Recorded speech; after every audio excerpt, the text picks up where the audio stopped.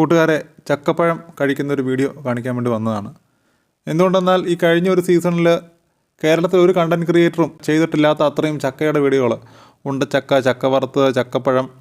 Travel വ്ളോഗർമാരും food വ്ളോഗർമാരും tech വ്ളോഗർമാരും ഒക്കെ ഉള്ള സ്ഥലത്ത് ചക്കയ്ക്ക് ഇത്രയധികം പ്രൊമോഷൻ കൊടുത്തൊരു ചക്ക വ്ളോഗർ വേറെ ഉണ്ടാവില്ല. അത്രയും കണ്ടൻറ്റുകൾ നമ്മൾ ചക്കയെ ബിസിനസ് ചെയ്തു.